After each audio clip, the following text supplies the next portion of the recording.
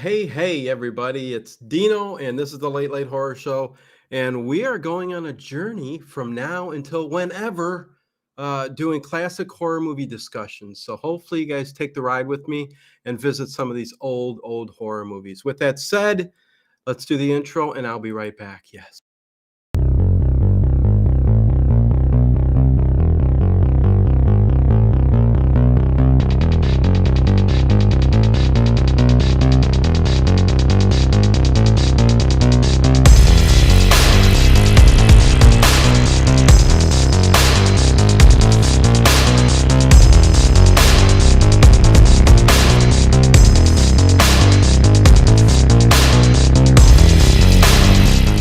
Is it just me? Or is it getting crazier out there? Hey again, and yes, Dave Plouffe, it is a journey we're going on because I'm just tired of it, and I'm going back to the old classics, right? Some of them that I've never seen before. We're going back to the 30s and 40s, and you'll know why in a few minutes here. But I'll say hello to everybody in the chat. Hey, CM, what's going on? Harry Scott, Dave Plouffe, what is going on? John McGee, Connie Clary, Thomas Gordon, Paul Ham, Teresa. What is going on? Hello and good afternoon from Port Hueneme, California, whatever. I don't know. So yes, we are going to visit the movie that kind of started it all in the werewolfery.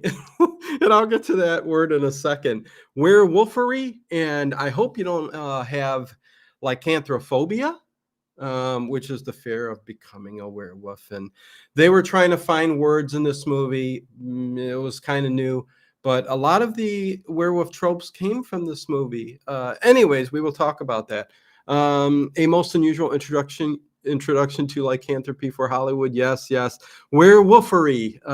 When Warner Olin says that over and over, I'm like going, oh boy, it just sounds so funny. But we are talking Werewolf of London from 1935. A Universal. It is directed by Stuart Walker, written by John Colton, and it stars Henry Hull as Dr. Wilfred Glendon and his wife Valerie Hobson in this movie, who is Lisa Glendon. And then we get Warner Olin, who is Dr. Yogami. There's a little bit of comedy in this film, little tidbits, thrown around. Where the one aunt of Lisa goes and calls him a different name, Dr. Yokohama or something like that, over and over again. She can't get Dr. Yogami right, but it's just too funny. Anyways, Becca Tootal, what's going on? Good to see you. Teresa stopped by Dave's house for refreshments. Very good. But yes, those are the main characters. Also, Lester Matthews is Paul Ames. So those kind of are the characters. Henry Hall is the werewolf. Technically, so is Warner Olin. And listen, Warner Olin, you guys all know me. I love Warner Olin for the Charlie Chan movies. This movie is fantastic. Why does this movie not get as much attention as The Wolfman? Because this kind of kicked it all off. It just didn't have as much as an impact that The Wolfman did. And there's reasons behind it, I guess. But I really enjoyed this film. And it's everything I love about the 30s. I mean, the style, the way the movies were made, the dress, the decor, everything about it. Let me just bring up a picture and share. Let me share something with you. Here is the beautiful Lisa Glendon, Valerie Hobson. She plays Lisa Glendon in here. That is classic Hollywood. That is 1935. That is a beautiful actress. And most of the actresses back in the day, I mean, there's a style, and I just have to say, I love it. I love it. I love everything there is to do with the beauty that is the 1930s. So there is that. But there is also this movie starting everything off. What's going on? Babylicious. Yes, you better believe it. My garden isn't as nice, but we're working on it. Yeah, Dave, video's doing great, man. Love it. Love it. Garden party at Dave's place. And again, it's interactive. It's a review. It's a discussion.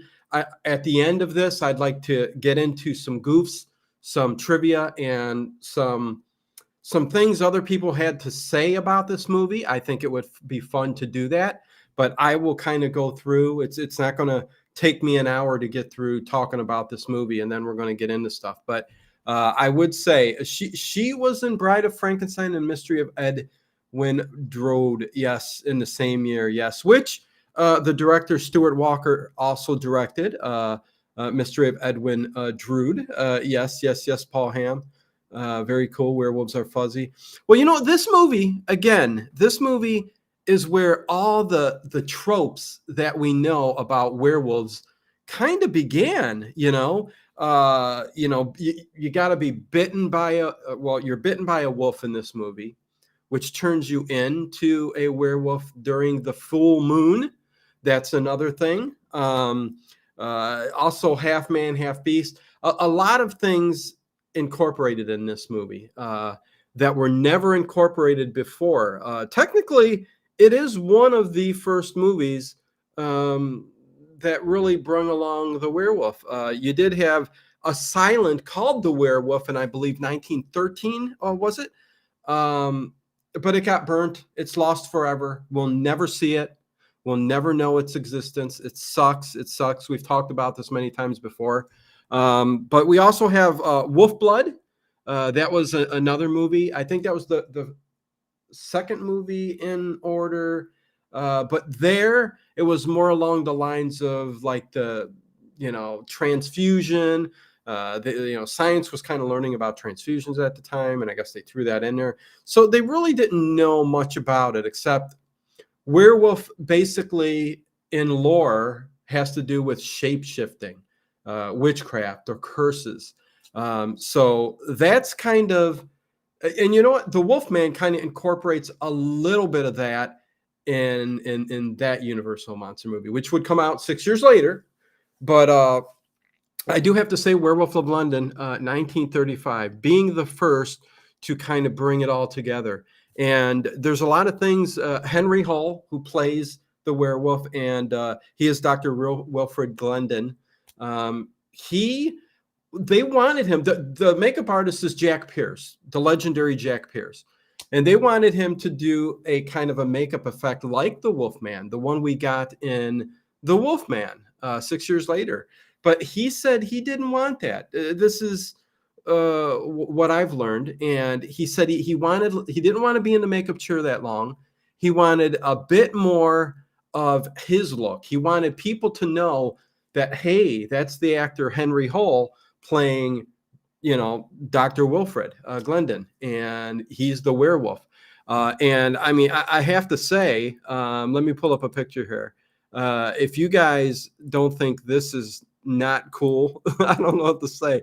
This is his portrayal. This is what they came up with for the werewolf.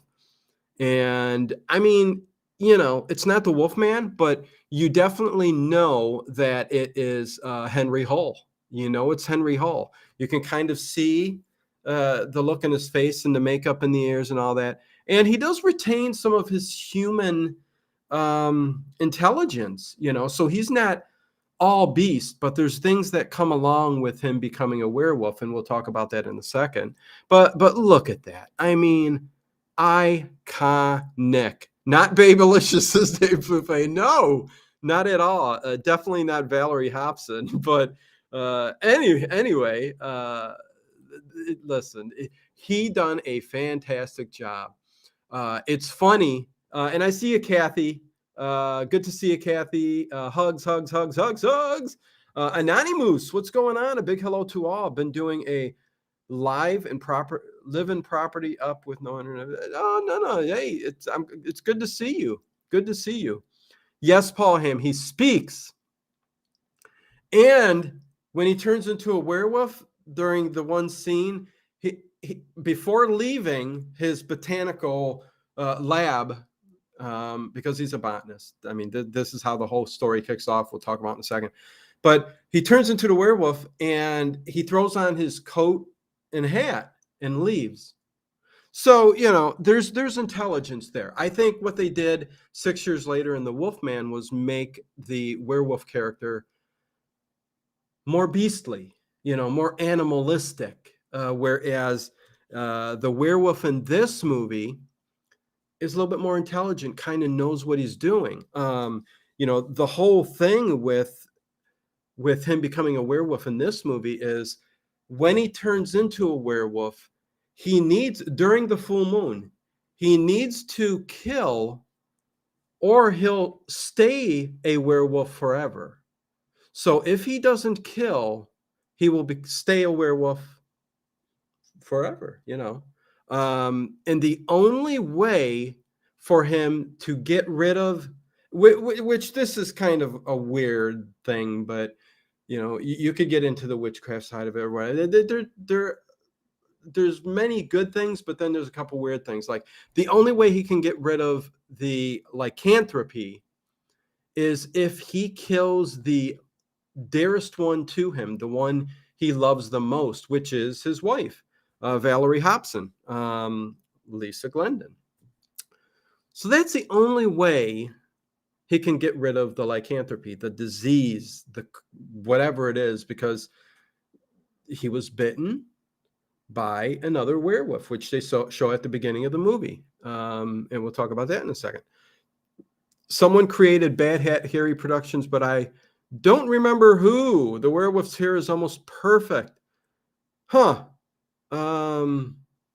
Interesting. Okay. MB Sup, what is up? Good to see you. Hey, Harry Scott, good to see you too. It's good to see everybody here. I will be going, like I said, I think from now on, there's going to be a lot more of these older 1930s, 1940s, maybe even some silent, old black and white horror movies that I'll be talking about. I think the only nights I'll be talking about Giallo films is the Sunday nights with Elise. So there is that. But give a thumbs up, please. Check out the description below. Lost more Patreons today. So if you're interested in becoming a channel member or a Patreon, for Movie Nights, Discord, any of that stuff, please go ahead. Feel free. Supports the channel. Again, happy to have made 100,000 subscribers. Thank you all for helping me with that and doing that. Hopefully we stay this family, the Slate Late Horror Show family, for a long, long time. But basically, the synopsis is after a botanist, Wilfred Glendon travels to Tibet, he's looking for a rare Asian flower, the Maryphasia. And this plant only blooms under the full moon.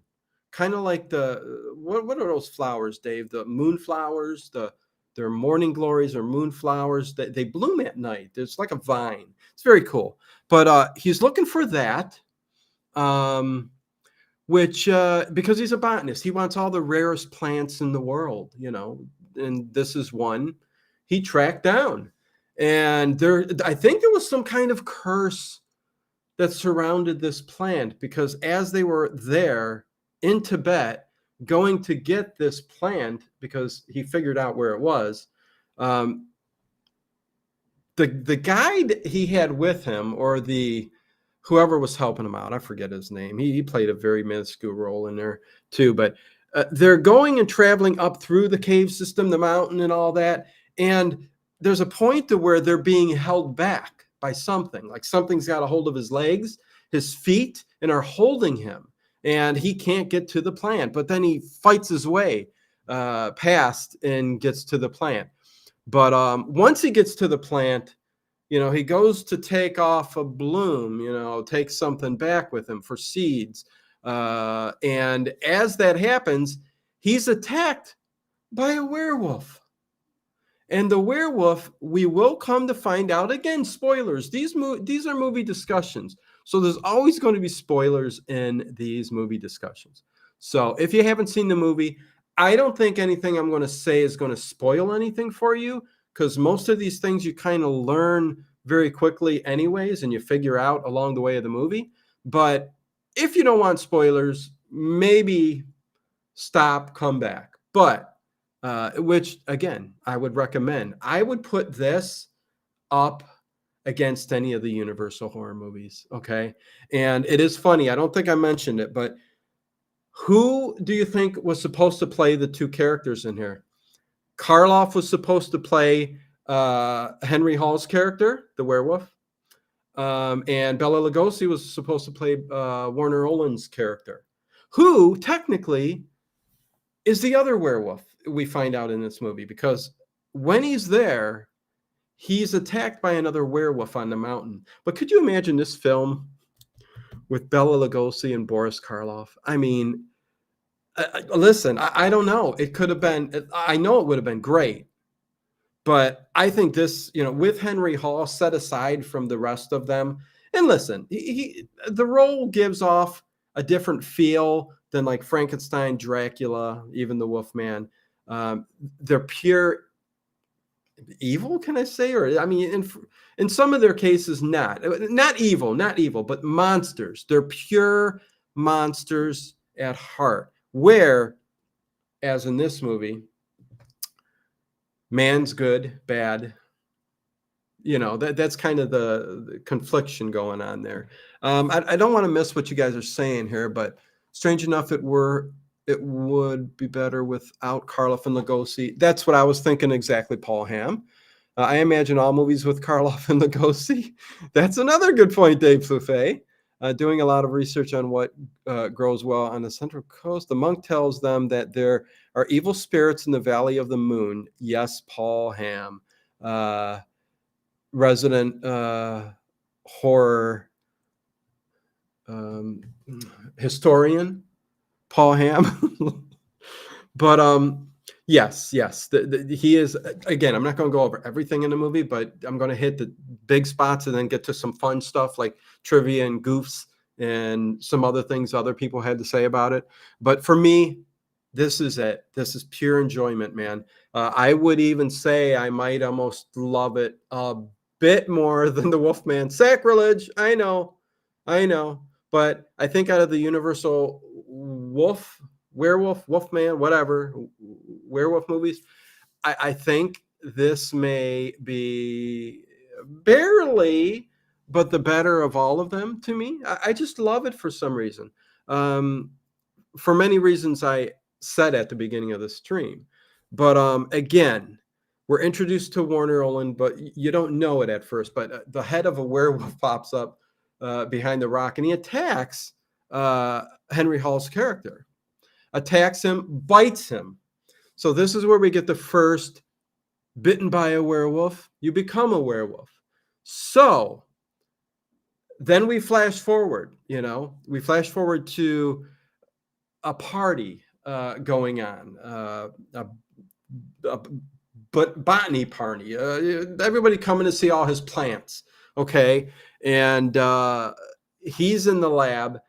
He has the plant. It's planted. He's cultivated it. He's got blooms that, not blooms, but buds with, they're ready to bloom. He's trying to get it to bloom. And there's artificial light that he's got from this. Listen, I got a couple things to say here that are very interesting for the period. But yes, he's got this big overhead light that's supposed to imitate the moon's glow. And he's doing it. And it works for the moonflower, but it hasn't been working for the Mary Phasia plant that he brought back. And he doesn't know it yet, but Warner Oland's characters comes to the party. And this is where a little bit of comedy is kind of thrown in. Lisa Glendon, her aunt comes in and there's a party going on, and she's doing the like one-liners and stuff like that, just very comical, carrying her dog around and stuff like that.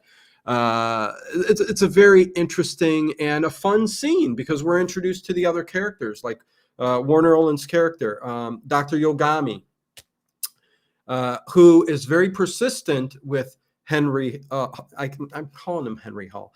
Dr. Glendon. He's very persistent. Can I come see the plant? Can I come see the plant? Why? Why do you want to come see this plant? No, you get out. I do not want you coming in my lab. It's me, my plant. You go. I think if and we that's when we soon find out that he's after the blooms too, because we're going to find out that it's a temporary antidote for the werewolfery, the lycanthropy. It's a temporary antidote.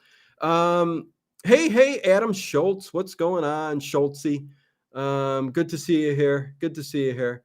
The Wolfman is my favorite monster. CM, there you go. Gasp. Oh, no, CM, have you? When was the last time you've seen Werewolf of London? And again, I'm not taking away from Wolfman being your favorite because listen, I said it's by that much, and I have a different taste. That it's 6 years later. There's a different feel to the movie. You've got kind of got to go in my mind and see how much I love everything about the 30s. Like I said, I put up a picture of Valerie Hobson. She just encases everything that's beautiful about the 30s. I just love it. Style, everything. But yeah, let's see who else is here. Happy Shopper. What's going on, Happy Shopper? Good to see you. Good to have you. I'm talking like a mile a minute, ain't I? I got to slow down. The heck's going on with me? Make sure you give a thumbs up, you guys. Thank you, please. Whatever. But yes, Dr. Yogami is pushing his way. Dr. Glendon says, nope, you got to go. So he's just rounding about in the party, looking at the plants. There's one plant where they throw in a toad, and you could tell it's all like a puppet, just furry kind of like material. It's really funny, really cool. And of course, the Venus flytrap. But this is where we're introduced to the other characters, and mostly it's the aunt, and then we're also introduced to Lisa Glendon. Her ex, her friend, Paul Ames. Paul Ames, played by Lester Matthews. Paul Ames, they were kids together, and like they had their first kiss. He fell in love with her. He still loves her, but he doesn't live in the UK. This takes place in the UK. He's away in the US, but he came here, and of course, like most movies during this period, he's going to quickly say his, give her his love. He don't care if, well, I mean, he sees what's going on with Dr. Glendon and that there's something wrong. And he's going to quickly say, I love you. I love you. Please run off with me, marry me. But she's also getting fed up with what he's doing because introduced to the character again, she's finding out that she's missed out on a lot of fun in life and all that. So this party's kind of creating that, setup for the rest of the movie, because she's slowly going to get away, and her and Paul are going to kind of connect, thus making Dr. Glendon the werewolf, who's got the evil and the good side, but also knows that the only way this is going away is if he kills his wife Lisa, because she's the one, and he does love her, the one he loves the most, but he doesn't want to do that. And that's another thing that the Wolfman kind of, I think, takes in a lot of the other movies from Lock Me Up. There's a point in this movie where he goes to his old home or place he was at in his when he first married, and says, lock me in this place, do not let me out. So you kind of see a carryover from that to the Wolfman also. Let's see. Adam for Christ, what is going on? Good to see you. Raj Ram, what's going on? While the original Werewolf, then awesome. You're giving a nice review of this for sure. Sounds way interesting. Thank you, Adam. Schulte, or either or. Vicky Alcorn, what's going on? Good to see you. Yes, thank you all. CM, I like this film a lot. Thank you. Yeah, again, preference. That's all. I gave my reasons why. And listen, I love I don't think there's got to be a bad Universal horror movie, and I'm going to start going through some of the ones I haven't watched before. But you got all of that going on. It's set up during this whole party and stuff like that. So he starts turning into the werewolf, and there's one thing that he finds out from the plant. Okay, it does become the full moon. It's the first night of the full moon, and he sees the hair coming out on his hands, and I'm not sure why he does it, because the plant itself is a temporary antidote, but he doesn't know that. But he cuts off the stem that did bloom eventually, and he rubs it almost like a shot or a needle or a vaccination, whatever you would get today. You know what I mean? He puts it into his skin and rubs it, and he starts to notice that his hair's going away, and that's where he finds out that this plant is kind of a temporary antidote, not a full on. It's not going to cure him. It's not going to take away his lycanthropy, but there you go. He figures that out. So the character of Dr. Yogami is after those blooms for that reason, because and that's the other thing I was curious about in this movie. One thing they didn't really touch on was, because it's many years later, okay? And it's like, there's been full moons since then. So why did it take so long for him to turn into a werewolf? That I didn't understand. But again, you can say, okay. But the other character, Dr. Yogami, who is played by Warner Olin, he was there, and he's the one that scratched him, and he knows all about it. He touches his arm. He tells him, I know. But he should have come right out and said, I'm the one who bit you. We need to get an antidote. We need to work on this and figure out an antidote. And they would have quickly worked together. But would the movie have been the same if they did that? Probably not. So he kind of sticks to his own, Dr. Yogami. And, it is interesting because there's a party later on at the aunt's house, and you can hear the howling of a werewolf outside. And he's in there. But he did steal some buds to kind of put under his skin. But I also wonder, have you been killing for multiple years? I mean, what's going on there? So there's a little dilemma, but it's okay. It's okay. Because once that happens, that party happens, Paul and his wife, Lisa, who, boy, she dresses up very beautiful, very elegant. And she whisks off and goes away with Paul to her aunt's house, and there's a big party going on. A little joking and all that stuff there. And Dr. Yogami's there. And unfortunately, Dr. Glendon, this is where he kind of ventures out and tries to start killing, because he doesn't want to stay a werewolf forever. You know what I mean? So there's a funny scene in the middle of this movie where he goes to an tavern, whatever it is. Werewolf, werewolf. Yes. Hold on. Let me share a picture, just because I kind of want you to get an idea, if you guys never seen it before, of this. Okay, this is when he goes off. Oh, I opened it in the wrong thing. It doesn't matter. You can see the pictures down there, the thumbnails. Yeah, look at that. Other stuff coming up. But he goes to the bar, the tavern, whatever, and he asks about a room. Is there a room available?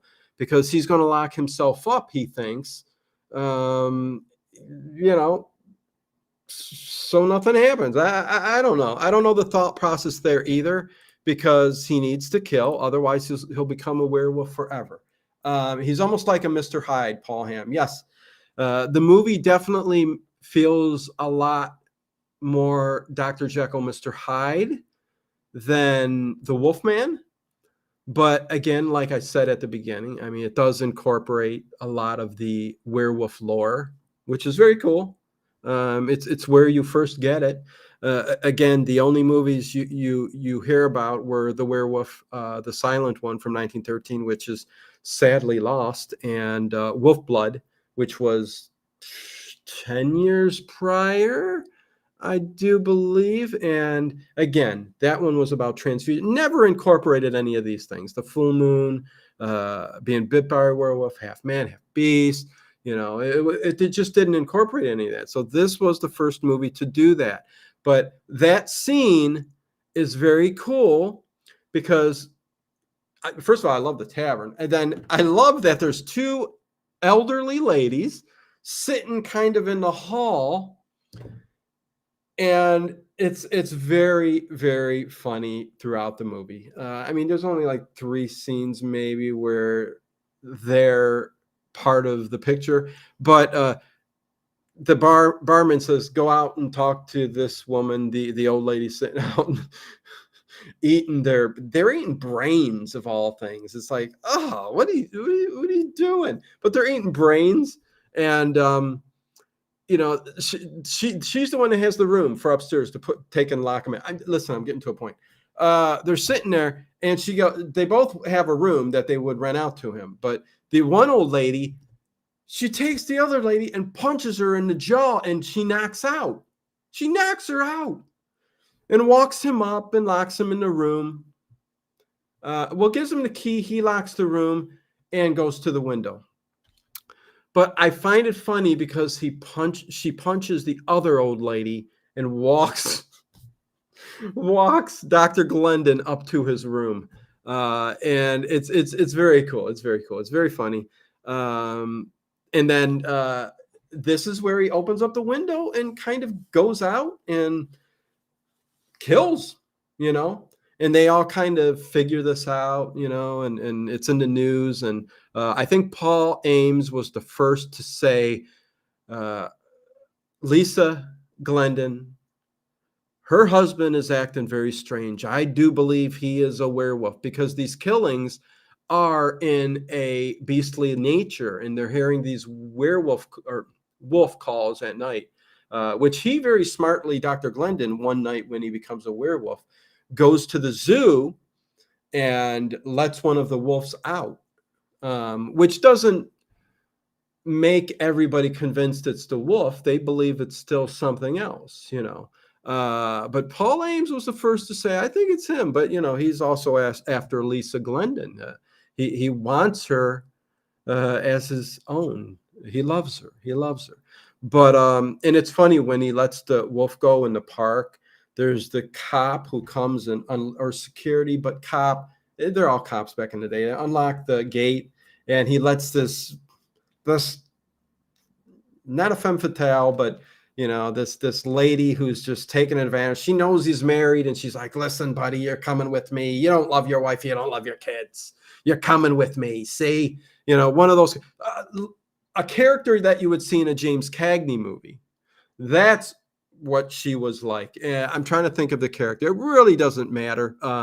The prima donna, it was Eola Gali. That was the name. Eola Gali. Very interesting name. Very interesting name. Her aunt was also played by Miss Spring Byington. She was in a lot of movies back in the day, but you might not kind of recognize the name. But yeah, she's making out with him at the zoo, and it was just an interesting scene because he's like, it was so like, But basically, it's the plot of the story continues like this. I'm not going to go on and on for every scene, but we got coming towards the end of this film where he knows what he needs to do, Dr. Glendon. He knows that he needs to figure this out one way or the other. And he does not want to kill his wife, but he does go to the old house and he does lock himself in. And as he's there, he wakes up transforming from the full moon that night. And outside, lo and behold, who's out there? His wife, Lisa Glendon, is out there with Paul Ames, and they're running about after an argument earlier when Dr. Glendon told her not to go. How does it look, you running about with this man, even though you know him? And she says, no, this is the rebellion coming in, and her just getting fed up with it. But he's locked in there. He's maybe 2 flights up, looking out. He sees them running around. acting like kids. It's fun. Like two people who are in love. So I get it. I got that. But hold on, let me check real quick. You guys are talking other stuff, I think. I've seen monkeys in the woodland parks. Monkeys in the woodland park. Although they are very popular in Kennedy's community, monkeys' brains are not easy to be found in Washington, D.C. Listen, I can't even think of the thought of eating brains. Listen, you can burn the heck out of it. You can pour chocolate over it. You can add maple syrup, all of my favorite things. And I'm not going to eat it, man. It's just no way. But getting to the kind of the end of this movie, which is very interesting. Again, spoilers for the end of the movie. If you haven't seen this, spoilers really don't matter, except for the ending here. But you have to see this movie if you're into Universal monster movies, the old Wolfman, Frankenstein, Dracula, all of that. You need to see this. Now, She-Wolf of London, I'm going to visit that a little more down the road, but that was a later kind of, it's a she-wolf, not a he-wolf. Anyways, you know what I'm saying. But that movie's a little.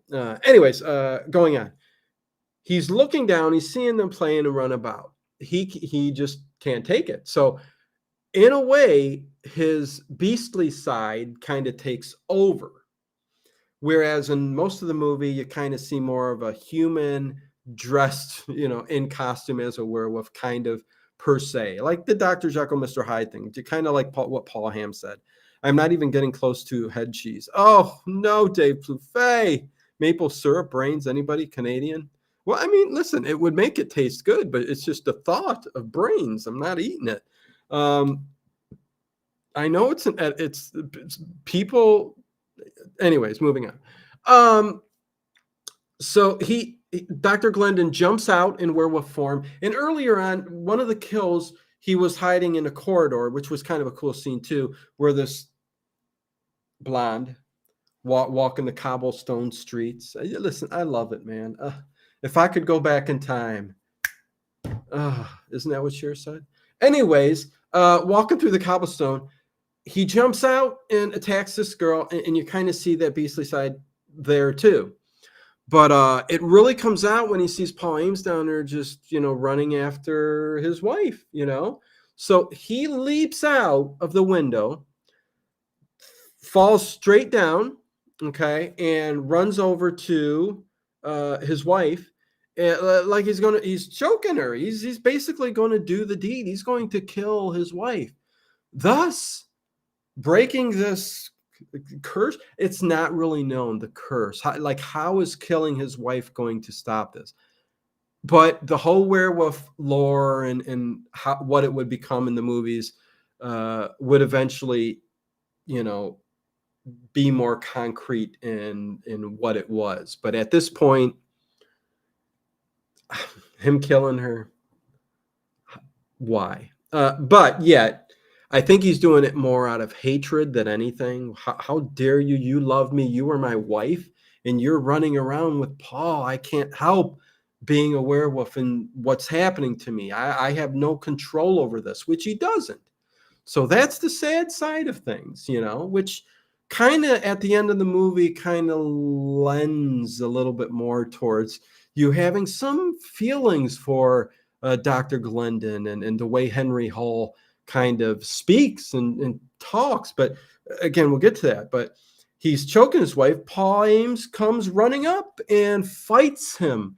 There's a battle going on. And you see that Dr. Glendon technically isn't like super powerful or more powerful. There's rage there, but I don't think in this movie it gives you more strength. So Werewolf of London, you become a werewolf, full moon, all that stuff. You grow hair, the beastly side of you gets out, the anger. So I think you got that, but you don't got no like superhuman strength or anything like that. You're just you're just a killer with claws and you're going up. So Paul Ames and him get into this fight, and Paul Ames gets the better of him and finds kind of this little log or stick or whatever and hits him over the head, and he falls down. He falls down. Just enough time to get Lisa back at her aunt's house. Okay. And this is where the ending of the movie takes place here. This is where everything kind of, concludes, and the climax and everything else. And there is another transformation scene before this that I didn't mention that was kind of cool. The transformation scenes in this movie, and then I'll get to the ending here in a second. The transformation scenes in this movie, I think, are pretty damn good, especially for the time. I'm sure people were looking up at the screen going, this is freaking cool. This is awesome.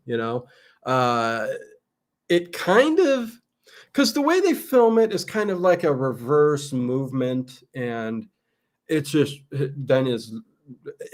doesn't look fantastic. The makeup looks great. I love the look of the werewolf in this movie. I love the look, but the transformation, a bit off. It just doesn't look right. They really got that down in the Wolfman, which is a different story, 6 years later.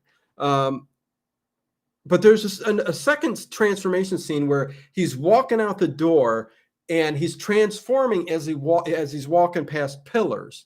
So the camera gave him time to move, work more makeup on, move, work more makeup on, and move. And it just was a very, very cool effect. Very cool effect. Janine, what's going on? Good to see you. I haven't seen you in a while. So many new insights on this movie. Thanks for these movie discussions, looking forward to more. Listen, I've been in a little bit of a rut with movies, needless to say. And this to go back to, because there's a lot of movies to hit on and to touch on and to actually discover from the 30s, 40s, and even going back to the silence, even more. I'm going to dig deep and go into a lot of these because I needed some kind of spark. And this last night, an hour and 14 minutes, really did it for me. Just brought my spirit back, my universal, my black and white, my love for horror. So anyways, that transformation, very, very cool. So, Paul's got them held up at the aunt's house, and it concludes with Dr. Glendon going to his wife. He's still after, he crawls up to the porch there where the windows are to get in, and comes after her. Okay. And chases her down the steps where, the cops come in, they shoot him, and he falls down. And listen, the whole scene, the climax of this movie, again, there's not movies now that really get things done well. Wow, that was really well done. Doesn't happen all the time. The last scene in this movie, very well done. Directed, the way they set it up, everything. But they came in, the police shot him. He falls down and he's backwards with his head at the bottom of the steps. And it's very, very, anytime someone says digs deep, I have to giggle a little bit. Listen, Dave Plouffe, you giving me trouble? You got to dig deep. You know what I'm saying? The transformation is everything. I'd like to see this one. Oh yeah, no, listen, it's just different because it was 1935, experimenting on how do we make someone transform into a werewolf. They're figuring it out. Again, might not hold up 100%, but still very well done. And the final look, makeup by Jack Pierce, looks beautiful. Beautiful. Okay, so cop shoots him. He's laying down. He's still a werewolf. But his feet are up on the top steps and his head's down at the bottom. And he starts to talk to his wife and, basically saying, he's sorry. And he couldn't help this, what was going on. And, please, he wants her to be happy and go on with her life. He was very intelligent speaking. Then he just ends up dying. He dies right there. And slowly, like happens, the hair goes away and he becomes human. And it's funny that the chief of police, I believe he's the chief of police, turns towards Paul and who, Paul and Lisa are a thing now.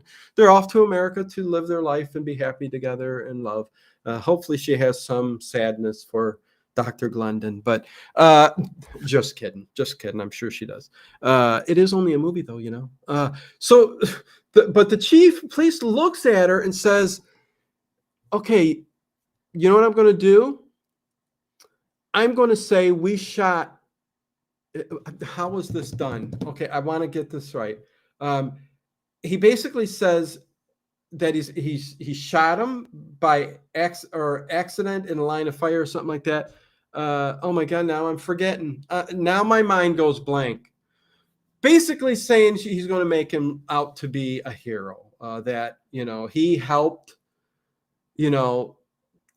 kill the perpetrator or whatever was going on. However they're going to cover it, they're going to cover it up and make Dr. Glendon look like the good guy, like, and she goes, oh, and that's the way the movie ends. So listen, that chief, I think the way I heard it, he's going to get in trouble for not doing. He should have said, I killed the perpetrator. It was Dr. Glendon. I don't think he could help what was going on. But anyways, it ended up being a little different. It was worded differently, and my mind's blank. But that is the juxt of what happened at the end there. And he wanted Lisa to know that he will make everything right and make Dr. Glendon look like the man that he was, on a pedestal. That was the other thing in this movie. Shot him by accident while thank you, Paul Ham. If I need to know something, it's good to know that you're in the chat, that you can back me up. Shot him by accident while he was defending his wife. There you go. Thank you, Paul Ham. So listen, we're almost an hour in, and you know how my brain goes. So, but that's the movie. And again, and the other thing in this movie, the thing I love about the 30s, especially the 30s, you could see the classes. Okay, a lot of these movies, everybody was high class. They were all studded with the best of everything, pearls. The rich, and they had butlers and maids and this and that, lived in mansions, castles. It's something that kind of, history wise, just they put that in their movies, and, the lower class was just a whole different, thing. You know what I mean? So, but in the 40s, it kind of started to get a little bit out of that and kind of evening out. But the way people looked in the movies, especially the femme fatales, the actresses of the era, and I would even say the actors, I mean, they were so sophisticated. There was a bit of arrogance, but there was a bit of elegance too. So there definitely is something to be said for movies of the 30s. Just my take on things. But that is Werewolf of London in a whole. And I mean, I just think, fantastic job. I think the fact that Henry Hull played the character just added something different in the Universal horror monsters universe. I think it's interesting to reflect on if Bela and Karloff would have taken those roles in this movie.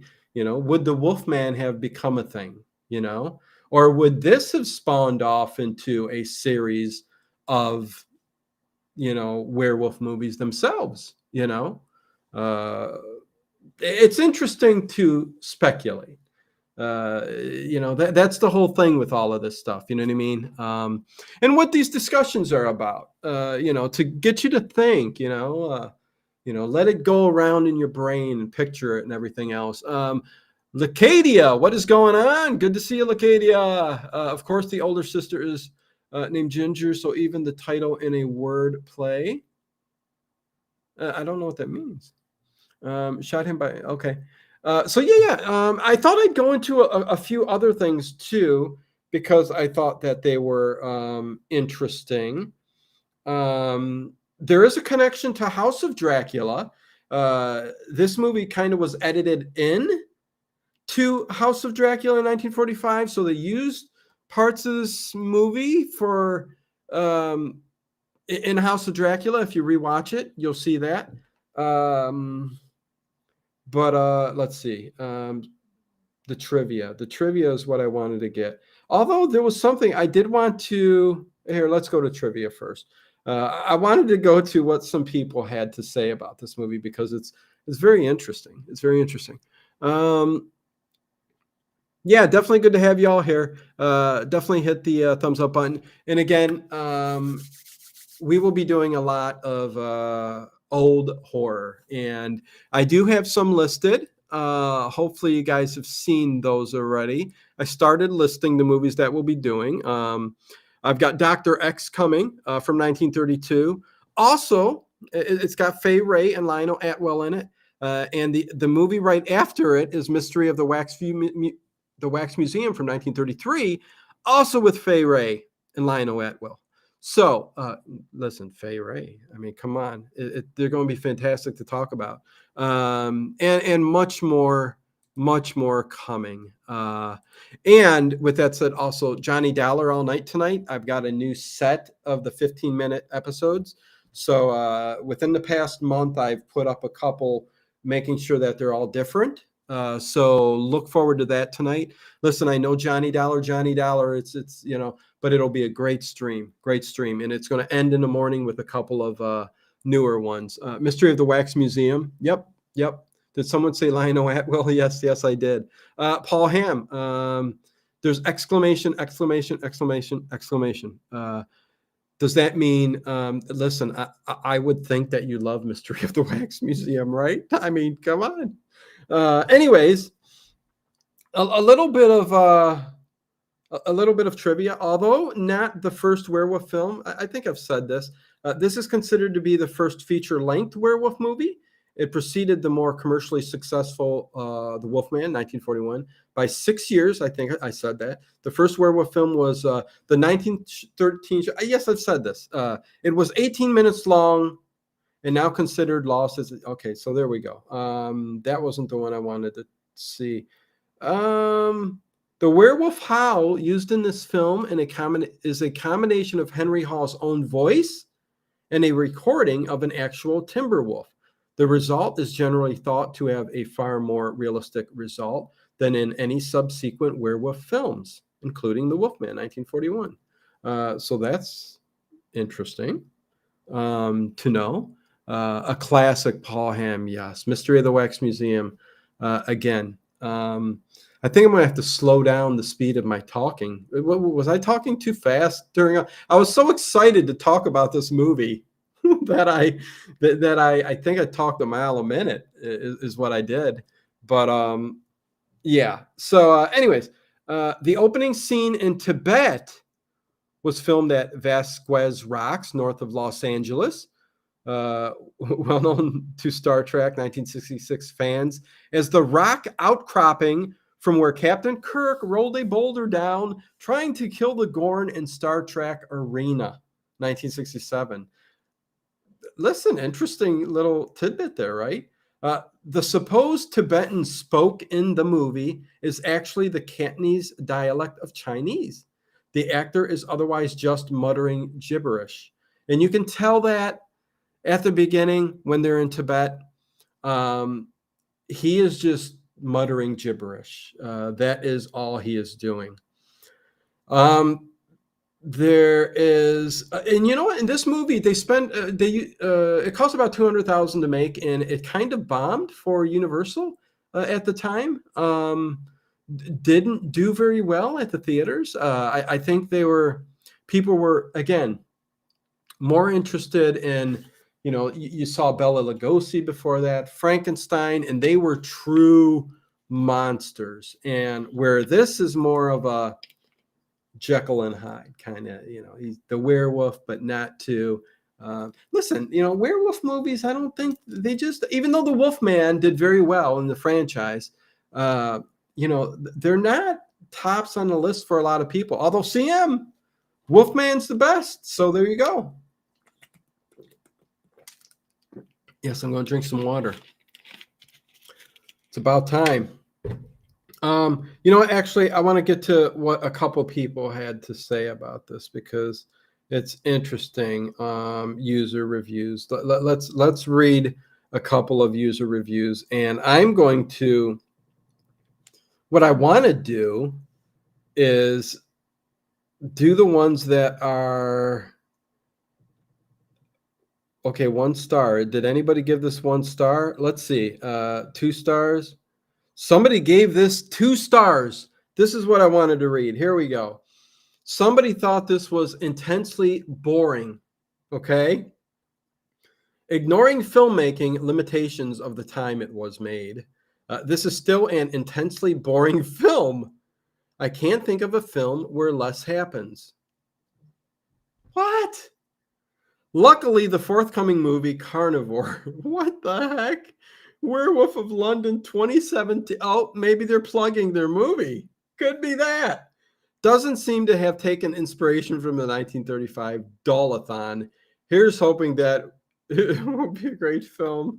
I think they were trying to plug their film from 2017, Werewolf of London. Did they try to remake this? 3 stars. Does anybody give this 3 stars? They have to be out of their freaking minds to give this anything lower than a 5. I mean, listen, even a 5, I can't see. Wow, this movie is anything but boring. Paul, I think they were trying to boost their movie. Anyways, Bride of Frankenstein was still in the theaters when this came out. The Gorn LL. Yes. Okay, so here's another one. Let's see what this person has to say. 3 out of 10 stars. Listen, most of this is positive, okay? But I went all the way at the bottom of the list, and I want to see what these people had to say that it was thinking it was so bad. It's the first of its genre, and it shows. Oh, God. What is wrong with people? Hey, Linda. Good to see you. Can't wait for 7 o'clock tonight, Dino. Thank you, Linda. Yes, Johnny Dollar. Some 15-minute episodes followed at the end by 2, I think, 1958 episodes. So because Bob Bailey went on till the end, as you all know. It's the first of its genre, and it shows. Other reviewers are giving a lot of credence to this film for being the first talkie of its genre. Unfortunately, it doesn't wear its 80 plus years well. Please. The story is the standard monster flick plot that we've seen over and over again.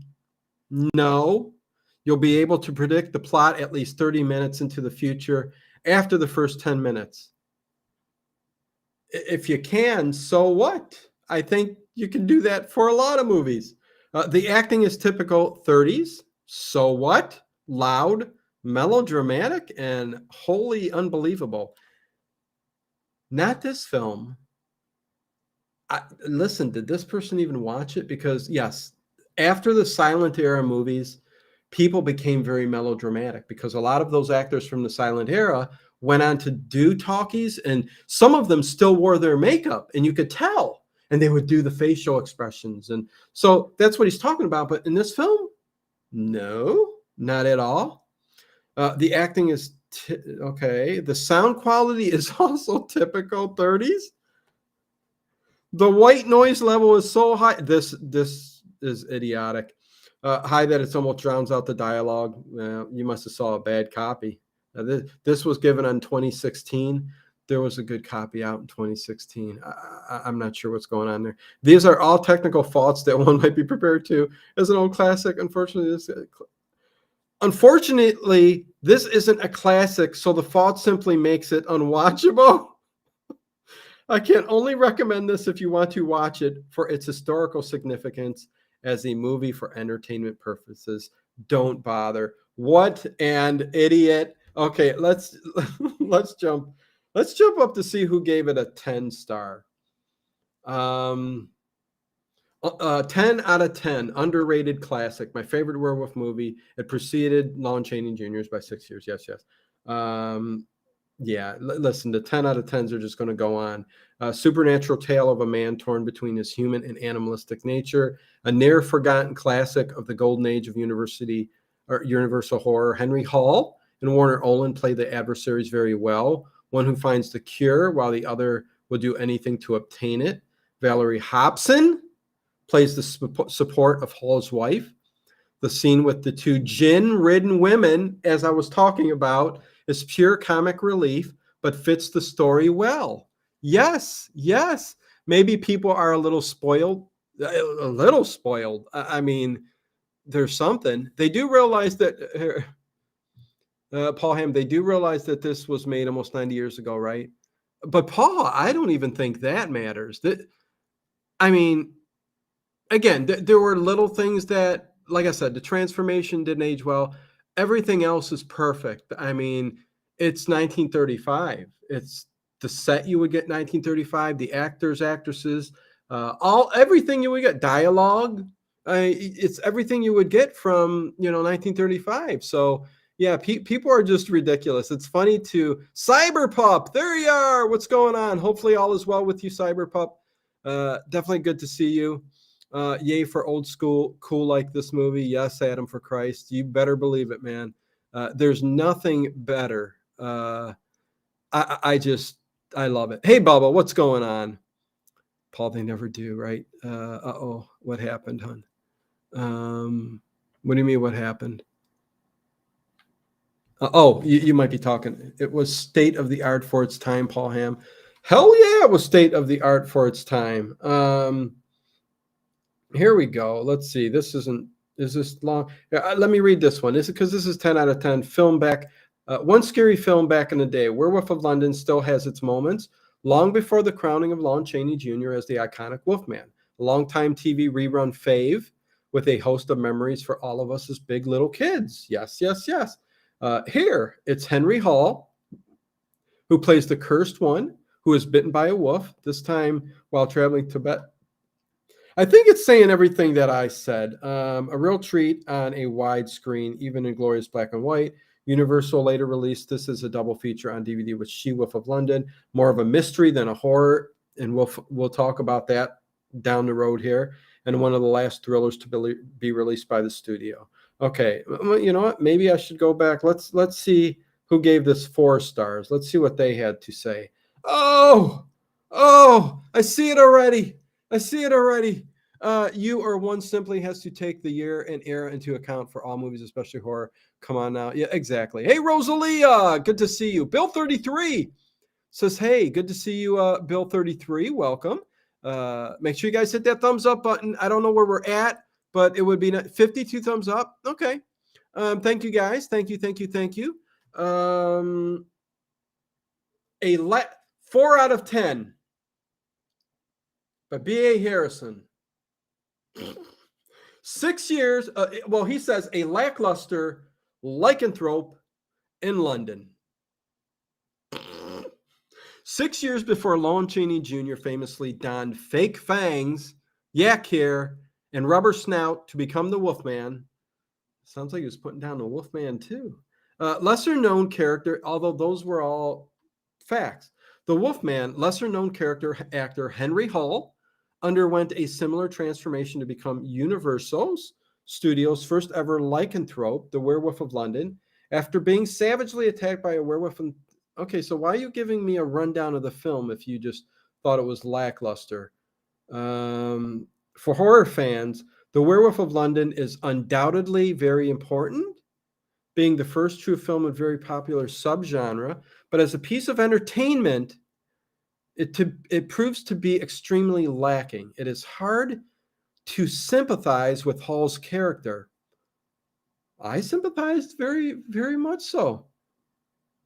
He ignores his lovely wife. It's stated why in the film, who understandably seeks comfort in the arms of Expo Paul. Well, Expo Paul, who's actually a creep, coming on this married woman who's married to Dr. Glendon. So listen, did you watch the movie also? The standard of acting is pretty awful. Oh, come on. What is wrong with people?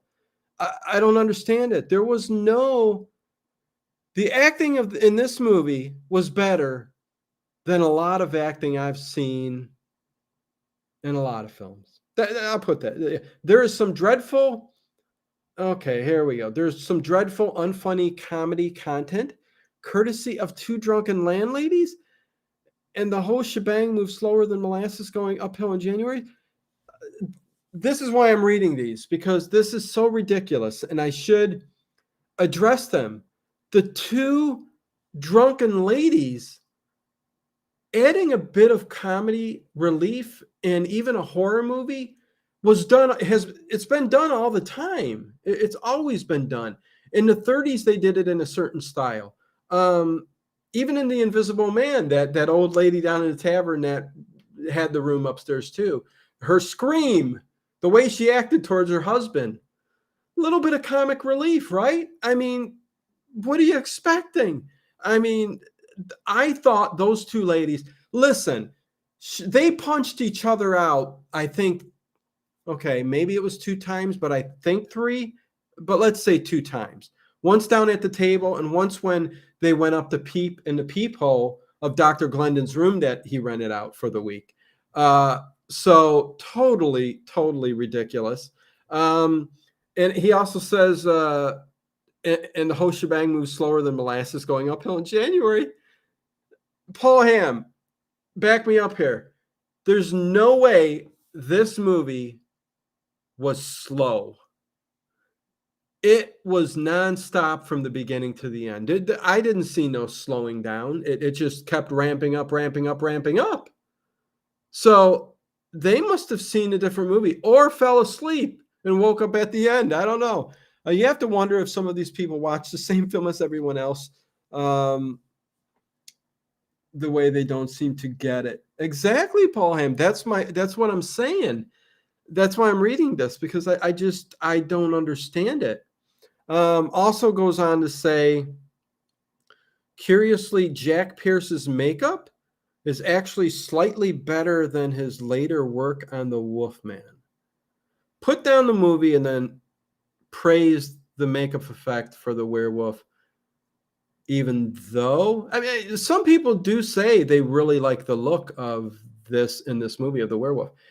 I'm one of them. But I also like the way the Wolfman looks on Lon Chaney, dude. So anyways, and the transformations are more inventive. Hall walking past the series of pillars, gradually becoming more wolfish as he passes is fantastic. But Werewolf of London is still something of a chore to sit through. If it's a chore to sit through, then you're not a fan of old school horror, particularly the Universal horror monsters. I think that's just ridiculous. CM, let's see. You say, imagine how people reacted to seeing a werewolf for the first time in the 30s. Imagine how they react to seeing Frankenstein appear in the doorway for the first time. Yes. Well said, CM. What's Linda say here? Having a little comedy lets people relax and let the attention off to build up again. Well, and it's also great storytelling. I mean, with horror comes comedy. I mean, in life, in movies, it's both the same. There's horror, there's comedy, there's drama, there's you name it. There's fear, there's elation. I mean, there's all kinds of different things. My brother's a wolf man. Oh, really, Cyberpup? Very hairy? Ow, says Rosalita. The Wolfman makeup is better. I agree the Wolfman makeup is better, definitely, Paul Hamm. They really went all out with the Wolfman makeup. I do like this look, but like you said, I mean, I also do like the other look probably a little bit. People with short attention spans may not like it. Wait. People with Bill 33. People with short attention spans might not like the movie. Why is that? See, you're kind of going with And I'm not putting you down. It's your own thoughts. You're kind of going along with the guy who just said how bad it was, and it was a slow haul. No pun intended. The movie moved fast, so I don't know how it could be, for short attention spans, because it's quickly paced. Am I wrong? I mean, am I the only one that saw that? Did anyone see the United Monster Talent Agency short that Greg Nicotero did? That would have been a fun movie. I'm not sure I seen that. Listen, I know Greg Nicotero, but I don't think I seen that at all. But anyways, moving on. I'll be a few more minutes here. I do still want to see. This person gave it a 4 out of 10, and they didn't even give it. Oh, did they? Okay, it says spoiler warning, spoilers. Oh my God, what? Okay, I'll do this one. 4 out of 10. One of the very first werewolf films. Okay. Okay. A scientist is bitten by a wolf while on expedition. Okay, I know we can get past that. Henry Hall takes some getting used to. Huh. And of course, had no idea what was to follow. Warner Olin always brings out the best of those around him. Other worthy players are for notice are Spring Byington, the Ant. Yes, yes. Okay. The musical score will show up in other Universal pictures over the years. Yes, yes, yes. Invisible Man being one of them. That is true. But listen, there was no reasoning in that from Michael Rokeefe from 2000. The night before Halloween, he put this. October 30th, 2000, the night before Halloween, he puts that review up, giving this movie a 4 out of 10. Listen, I just think it's sacrilege. Let's see. Let me see. Maybe one more here. 4 out of 10. Tonally confused, culturally important. Okay. I see it as a cross between werewolfery and Jekyll and Hydeism. That's what we've said in the beginning, Bill 33. Definitely touched on the Dr. Jekyll and Mr. Hyde kind of aspect to it. And yes, the words werewolfery and lycanthrophobia were used at the beginning, especially werewolfery, which not really a term. I think this may be the only film that word shows up in. I'm not quite sure. And Teen Wolf, yeah, Teen Wolf. I sort of with the review some of the '80s werewolf films. Well, listen, Schultze, you know me in remakes, man. Come on, think up of something original. Think up something original. Come on. I'll gladly acknowledge this movie as an important werewolf movie, and also acknowledge that it has some good parts, but overall the experience is rather dull at times and the pacing is slow. That's the third person now that's given this a bad thing. I just don't see it being dull or slow pacing. I mean, it's an hour and 14 minutes. It's roughly almost close to an hour long. I mean, most of these Universal horror movies and a lot of movies back in the day were just an hour long. I mean, I don't get the slow pace. Maybe I was watching something else. I don't know. I don't want to sum up of the movie, that's for sure. I was not interested, he says, in the romance plot at all. And well, okay, Paul Ames, but that played an integral role in the screenplay. So it definitely had that subplot that was needed. Otherwise, Paul Ames couldn't kind of, play the role that he played in here without the love interest. But anyways, whatever. It is what it is. And the movie didn't really use time on it either. The most interesting part of this movie is the werewolf plot line. A man that becomes more desperate each passing night and more scared of himself is just interesting. Yes, that's a good point, which is why I don't know why Mickey the Champ, who gave it this review on October 8th of 2022. The movie has a twist that you easily can figure out, but I still think it adds to the movie and makes it better. Okay, that's positive. Character turns out to be somewhat important and add more tension in the story. This is not one of the Universal classics I'll revisit again and again, but I still recommend it. It is a fine. Why did you give it a 4 out of 10? I'm not 100% sure on that. Another 4 out of 10, dull and not very interesting. What the hell? Michael Landon was a teenage wolf too. Yes, he was. Valerie Hobson was only 18 when starring in this film. Yes, she was. Although I will say she looked much more mature than 18 years old. But it was 1935, and isn't that the way things were? It's funny how history, it's a funny thing. It's a funny thing. Like, the younger you were, you would look at people in the 30s and again, that's a whole different show. I can almost do that on a Paranormal Into the Night, because to talk about how quickly the aging of people have, like the lifespan of people have gone higher and higher and higher over the decades, let's say 100 years even, you know what I mean? But the way people looked, like in the 30s and 40s, like people in their 20s looked like they were in their 30s, 30s in their 40s, 40s in their 50s, so I don't know why that is, but it is interesting that you made that point. Hall's werewolf had a demonic intelligence Cheney's Wolfman lacked. A demonic intelligence. It's